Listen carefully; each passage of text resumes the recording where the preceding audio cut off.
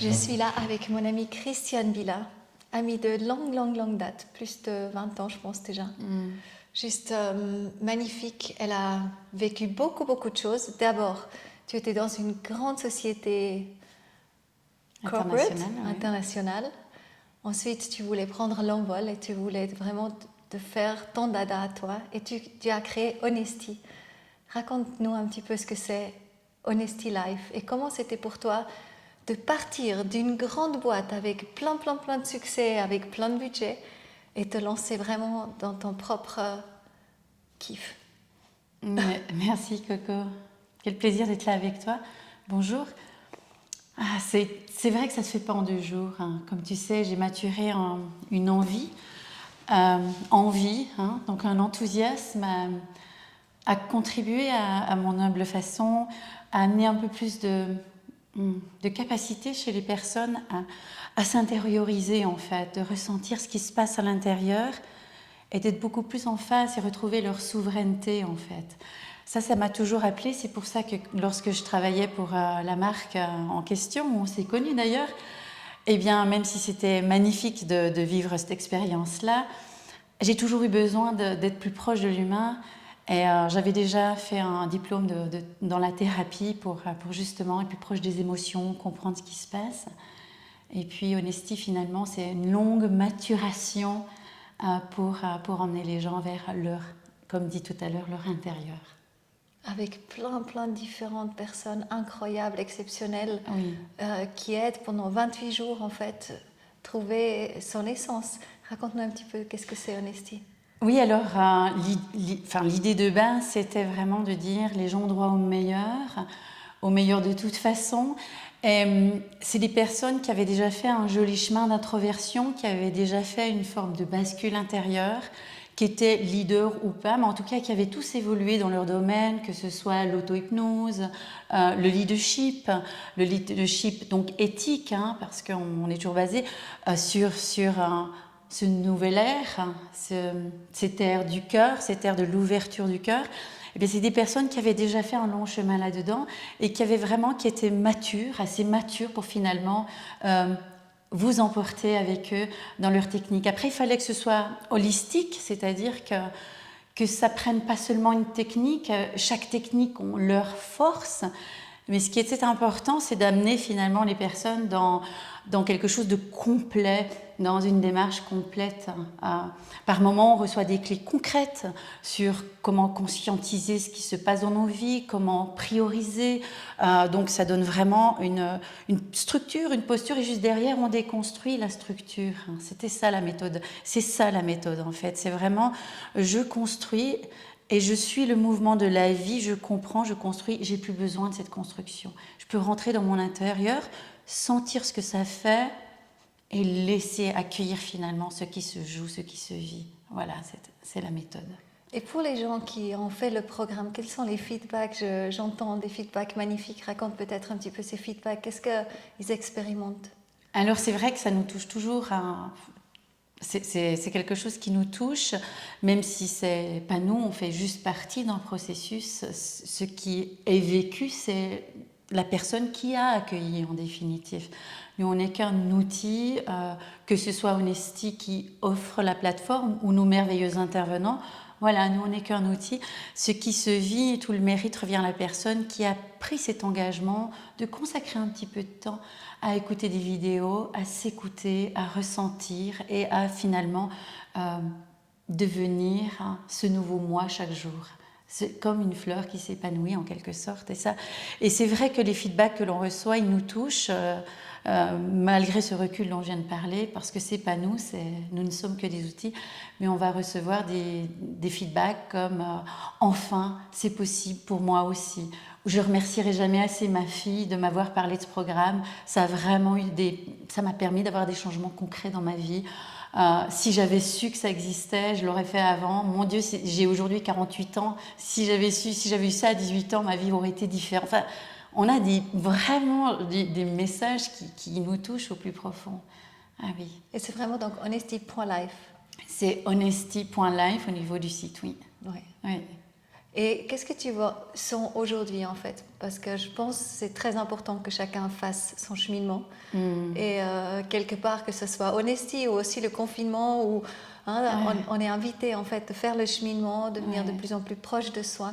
Qu'est-ce que tu sens toi actuellement? Qu'est-ce que les gens ils ont vraiment besoin de comprendre, de faire pour être vraiment mieux dans leur vie? En fait, je pense que ce qui est important, c'est vraiment de pouvoir s'extraire par moment et juste observer ce qui se vit à l'intérieur, mais aussi ce qui se vit, toute cette agitation qui se vit à l'extérieur. Et de pouvoir être observateur de ce monde duel où tout est possible. On peut rentrer dans la peur, on peut rentrer aussi dans la foi, parce que malgré le virus, on peut observer des choses qui sont positives. Les gens, c'est plus la folie de c'est pas qu'on va aller quelque part. Là, on reste chez soi. Mais rester chez soi, ça a plusieurs dimensions. C'est aussi rester chez soi, s'intérioriser. C'est revenir vers les familles, arrêter de courir, aller au bar, faire plein d'activités. Et c'est vraiment de se prendre le temps d'être. Nous sommes des êtres humains et c'est vraiment arrêter d'être dans le faire et se permettre, s'autoriser pour la première fois peut-être d'être dans l'être. Donc, qu'est-ce qui est important? Eh bien, je pense que ce qui est important, c'est vraiment cette invitation à accueillir qui on est pour vraiment apprendre à se connaître un peu plus. Ouais. Donc là, c'est une magnifique invitation aussi justement de suivre le programme Honesty par exemple, parce qu'on est encore confiné encore un petit moment.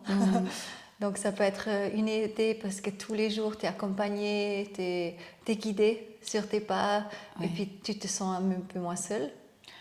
Complètement, et puis il y a beaucoup de vulnérabilité, il y a beaucoup dans cet échange, donc c'est chaque jour une nouvelle vidéo comme tu l'as expliqué, et c'est vrai que c'est un vrai processus, c'est une vraie méthode, et c'est un vrai accompagnement, on sent beaucoup de bienveillance, et c'est vrai que ce qu'on reçoit comme feedback, c'est on a l'impression de le vivre avec vous, il y a quelque chose de très... ça vous prend dans les bras, je ne sais pas comment l'exprimer autrement, mais il y a quelque chose de très accompagnant en fait, ouais. Et aujourd'hui pour toi, Christiane, maintenant, quel est un peu le message ou qu'est-ce que tu aimerais dire en fait au monde, tu vois, par rapport à qu'est-ce qu'on est en train de vivre, qu'est-ce qu'on est invité de trouver chez soi, qu'est-ce que c'est? Ce que j'aurais envie de dire, que ce soit au travers de la thérapie, au travers de ces grandes firmes dans lesquelles j'ai travaillé, que ce soit au travers d'Honesty où j'ai vécu des expériences qui étaient pas forcément tous joviales, mais qui étaient des expériences, et Dieu ce que ça a de la valeur. Ce que j'aurais envie de dire, c'est que vous n'êtes pas vos émotions, vous êtes au-delà de ça, et ce que l'on est par essence, et c'est ça qui est intéressant d'aller chercher, ce que nous sommes véritablement. Et ce que nous sommes véritablement, nous sommes amour, nous sommes paix et nous sommes joie. Et le reste, ce sont des invitations à vous traverser quand vous avez un moment où il y a quelque chose qui vient dans le ventre, que vous ressentez dans le plexus. C'est une invitation, c'est le sacré de la vie, c'est la vie qui quelque part se propose d'être invité à votre table, dans votre être, pour vous traverser, pour se nettoyer, pour vous nettoyer. Laissez juste être, laissez faire, et vous allez voir que tout ça va se nettoyer pour arriver vers ce que vous êtes par essence, et c'est de la joie, c'est de la paix et c'est de l'amour. Une fois qu'on est vraiment aligné, c'est vraiment là où on arrive, voilà. On ne peut pas autrement. Et souvent, on a très peur, en fait, c'est ce que je remarque en thérapie, on a très peur de ce quelque chose qui vient, qui a l'air puissant et qui est effectivement l'énergie de vie. En fait, c'est comme si maintenant, si je voulais tout contrôler, c'est comme si maintenant, on arrête cette interview. Oh, attention, je vais juste regarder ce que font mes alvéoles. Non, on laisse bien le sacré de la vie faire fonctionner ces milliards de cellules en nous. On est un cosmos à l'intérieur de nous déjà. Je veux dire, on a des systèmes neurologiques qui fonctionnent, système chimique qui est épatant. On n'est que subjugué par ce qui se passe. Il semblerait que même les virus, selon certains experts, c'est une réaction pour nettoyer. Donc, ce serait même un processus même du corps également.